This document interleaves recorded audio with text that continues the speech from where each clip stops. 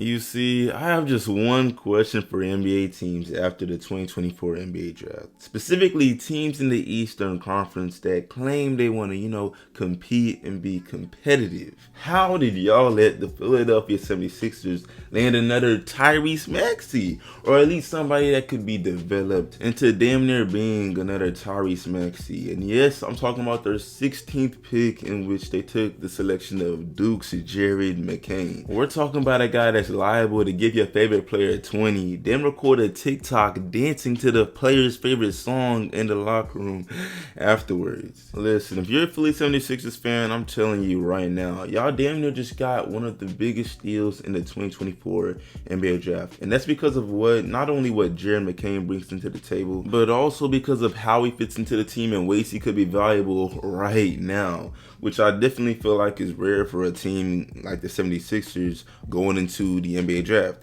And I say that because, bro, the 76ers was not buns this past season. 47-35, that's almost a 50-win season. Like, they was tough. It was just injuries that got in the way of, really making that deep playoff run and, really getting a good standing going into the playoffs. And yet, as a result of this, they were able to get somebody that was a top 10 pick talent without actually having a lottery pick. Feel me? They got this man at 16. Usually at 16, or like teams as good as the 76ers, they're just hoping to get a late first rounder, maybe a mid first rounder, and hoping he doesn't strike out. He has some value, maybe along the lines of Draymond Green. It's usually not somebody with the offensive capabilities of Jared McCain. And in today's video, we'll talk about why he is a major steal for the 76ers. So yeah, y'all go ahead and let me know in the comments, man. If you're a Sixers fan, how do you feel about selecting Jared McCain with the 16th pick? Are you happy? Why not? Or even if you're not a Sixers fan, you just pay attention to prospects,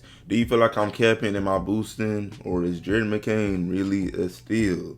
Y'all let me know. And yeah, man, really quick before I go any further, what's up YouTube? Plug Speaks back with another video. If you're new, first of all, welcome. Go ahead and sub. Also like the video if you enjoy. I upload quality basketball content and we're on the ground for 5K, so I would most def appreciate it. I appreciate every viewer, every sub. And yeah, man, back to the video.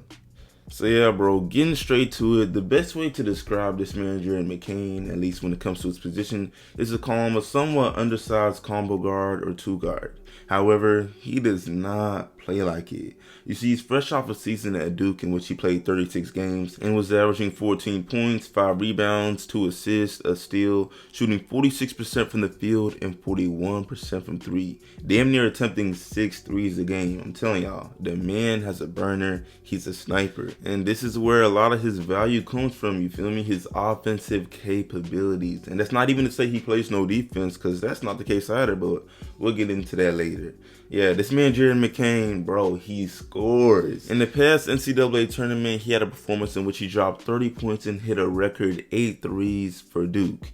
And, whenever you can get a record at a school like Duke, you're really doing something, because we know what type of prospects come out of Duke, you feel me? So that's not no small feat. That's not a small achievement. And then beyond the three-point shooting, bro, Jared McCain can get it in a lot of different ways. He can tween, hezzy, spin move, get the layup. Or even a lot of times, he just goes for the crafty floater. Defenders think they got a block, they look behind him, and the ball just went through the hoop, So point being, Jared McCain's bag is not very limited. So yeah, and it's saying that obviously he's gonna have to adapt to NBA speed, NBA size. NBA players are they're pros, they're grown men. However, I'm just saying he possesses the foundational skills that should eventually transfer over. And when it does, what that boy James Harden used to say, bro, scary hours. But anyway, moving on, let's talk about this man's defensive abilities. Now, I'm not going to come out here and act like he's Patrick Beverly.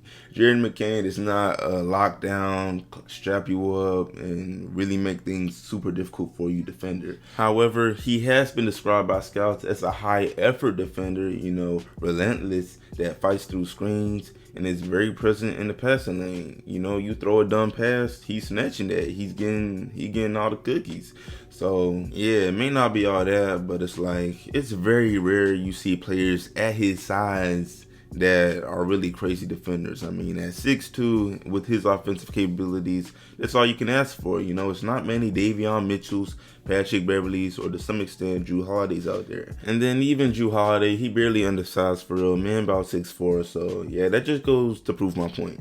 But anyway, moving on, let's get into how Jared McCain fits into the 76ers team. Alright, y'all, I'm not gonna kid myself, right? I'm not gonna kid myself and act like he's gonna be starting off rip, because that's not happening. I mean, hopefully eventually he becomes a starter, obviously, but right now there's not a lot of room for him in that starting lineup. You know, you got Tyrese Maxey, borderline all-star, really a certified all-star, Kelly Oubre, Nick Batum, Tobias Harris, Joel Embiid. Again, there's not a lot of room in that starting lineup.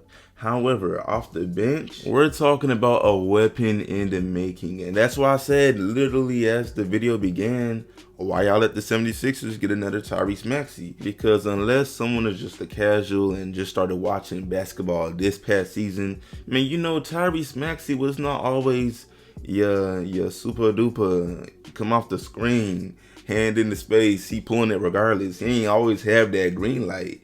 Man, Tyrese Maxey was very much a role player when he first got drafted. You know, his first season, he played 60 games, only started in 8 of them, and was given just 15 minutes a game. But did he complain? Nah, he just stayed ready, and when his name was called, that boy started hooping. You feel me? Next season, he averaged 17. After that, he was 20 points per game scored. Now he averages 26 points per game, going crazy, and is being recognized as an all-star. So yeah, I say that to say I can see a similar career trajectory for Jared McCain if he's given the opportunity. And that's another major thing. It's great that Jared McCain is getting drafted into a place with opportunity. You know, 76ers, they don't got crazy guard depth. What we talking about? Cameron Payne, Kyle Lowry on the brink of retiring. Like, he's gonna get minutes off the bench for sure, and that's because he's going to a place where they see his value. Daryl Morey came out and said Jared McCain was a top 10 player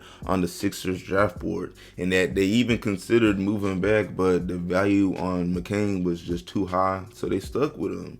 This is a quote, I'll put it on the screen.